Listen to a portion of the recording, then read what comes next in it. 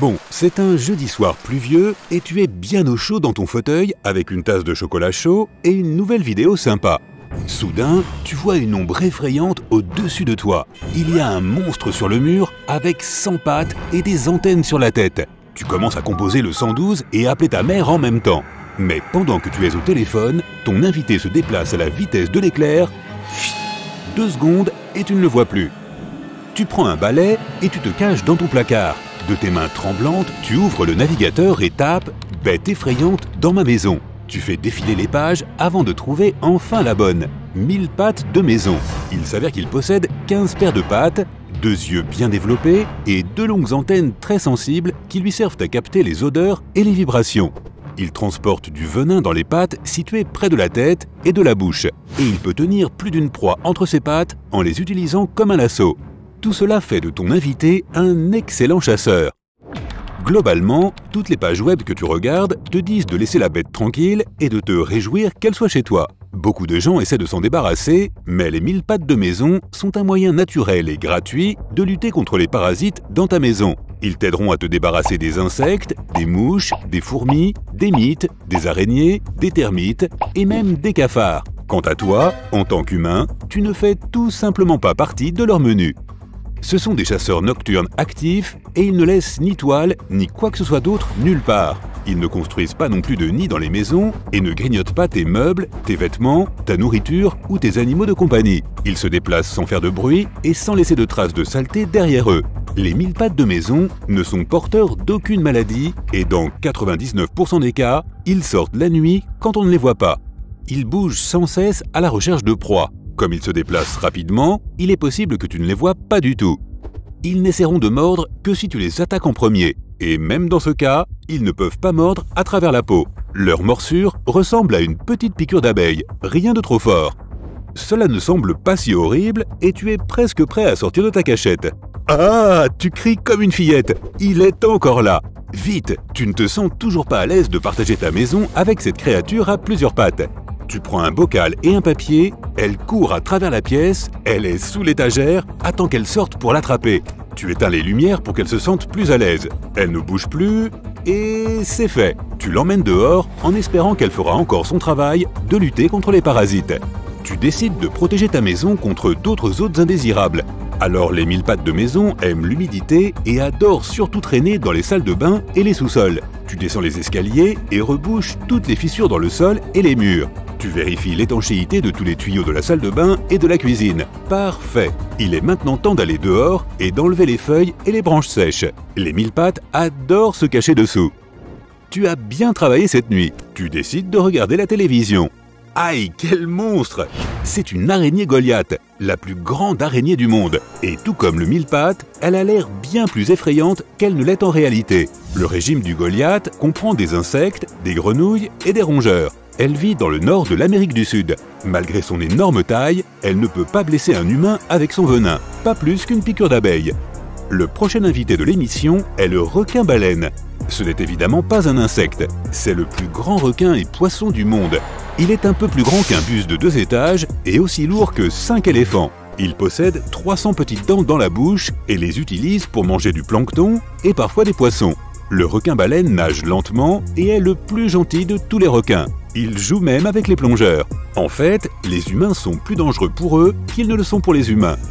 Malgré son énorme taille, le 1000 pattes géant africain est un gars timide qui préfère se cacher sous les rochers toute la journée. La seule chose qu'il peut attaquer, ce sont les feuilles sèches sur le sol. Ainsi, il joue son rôle pour l'environnement.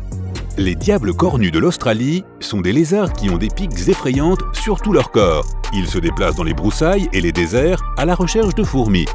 C'est leur unique repas et ils peuvent manger des milliers de petites fourmis par jour. Ils les attrapent avec leur langue collante, ils utilisent leurs pics pour se protéger des prédateurs et ne s'attaquent jamais à un humain. Leur super pouvoir est de changer de couleur en fonction de la température. Les Centuriocénex vivent en Amérique centrale et en Amérique du Sud. Ces chauves-souris ne mangent que des fruits et la forme de leur visage et de leur peau les aide à les attraper. Elles ont de terribles manières à table et mettent complètement leur visage dans leur repas. Toutes ces rides permettent au jus de fruits de s'écouler directement dans la bouche. Oh, quelle bonne idée! Je devrais essayer cela moi aussi. Les aïeux-aïeux sont des lémuriens qui vivent à Madagascar. Une vieille superstition locale dit que rencontrer l'un d'entre eux porte vraiment malheur. En fait, ce sont des créatures inoffensives qui se nourrissent d'insectes et de larves. Ils tapent rapidement sur les troncs d'arbres pour trouver de la nourriture et la sortir avec leurs longs doigts du milieu. Les aïeux-aïeux préfèrent rester sur les arbres et se posent à peine sur le sol, de sorte qu'il est peu probable que tu en vois un de toute façon. Si jamais tu vas au Népal ou en Inde et que tu tombes sur un crocodile avec un nez long et étroit, ne panique pas, c'est un gavial. Les crocodiles sont leurs parents les plus proches, mais les gavials n'en sont pas réellement. Ils constituent une espèce unique. Leur nez bizarre est parfaitement adapté pour attraper des poissons. C'est leur nourriture préférée. Ces animaux sont des parents aimants et attentionnés et sont des créatures super timides. Ils se cachent des humains et ne les attaquent jamais. Les serpents laitiers de l'Est ressemblent énormément aux serpents corail, mais contrairement à cette créature très venimeuse, ils sont totalement inoffensifs. La nature leur a donné des anneaux de couleur vive pour tromper les potentiels prédateurs et leur faire croire que ce sont des serpents corail. Grâce à ce mimétisme, ils survivent dans différents endroits, des plaines rocheuses aux zones agricoles et aux granges. Certaines personnes possèdent même des serpents laitiers comme animaux de compagnie. Ok, mais il vaut mieux que tu vérifies bien les motifs de couleur avant. Les tortues mata-mata sont super paresseuses. Elles ne nagent même pas, mais marchent dans les ruisseaux et les marécages, où le débit d'eau est très réduit. Elles ne sortent de l'eau que pour pondre des œufs. Les mata-mata ne chassent pas, mais attendent que leur nourriture passe. Lorsqu'elles voient un poisson, elles tendent le cou et l'avalent comme un aspirateur. Elles doivent le faire parce que leurs mâchoires ne peuvent même pas mâcher. Les pauvres! La diacrisie de Virginie a aussi peur de toi que toi d'elle et essaie d'éviter le contact à tout prix. Leurs nourritures préférées sont les feuilles, bouleaux, saules, érables, noix, choux, etc. Elles mâchent les parties charnues et laissent le squelette de la feuille derrière elles. Si tu les embêtes vraiment, elles essaieront de se protéger. Mais la marque la plus grave qu'elles peuvent t'infliger est une légère irritation de la peau. Si tu les embêtes vraiment, elles se serviront d'un nunchaku. Aïe! Mais non, je plaisante. Les vautours ont un bec et des serres tranchants et une réputation de méchants. Mais en fait, ils ne blesseront jamais un être vivant. Leur préférence culinaire se porte sur les carcasses d'animaux. Miam! De cette façon, ils font du monde un endroit plus propre et plus sain, en contrôlant les cadavres, quoi.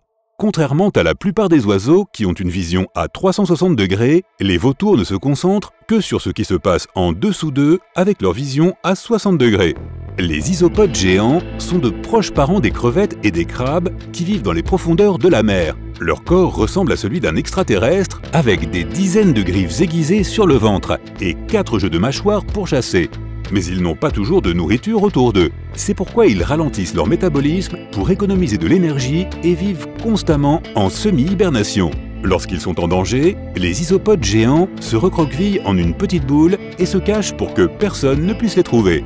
Le condylure étoilé a la taille d'un hamster et est la mangeuse la plus rapide du monde. Elle presse cette étoile effrayante sur le sol pour découvrir ce qu'il y a dans 10 à 12 endroits différents en une seconde. L'étoile contient 100 000 fibres nerveuses qui envoient des informations au cerveau de la taupe. Pas mal comme manière de compenser leur vue quasi inexistante. Cela lui sert pour chasser des insectes facilement, tout en étant parfaitement inoffensif pour l'homme. Les amblypyges, contrairement à leurs congénères scorpions, ne transportent pas de venin ou de toxines et ne peuvent pas mordre, piquer ou blesser les humains de quelque manière que ce soit. Ils ne peuvent même pas mâcher, alors ils s'assoient et attendent le passage d'un insecte qu'ils détectent avec leurs pattes. Ils font d'excellents animaux de compagnie et leurs propriétaires peuvent les poser sur leur visage sans avoir de crainte. C'est bon, tu y vas en premier, moi je vais... regarder d'ici.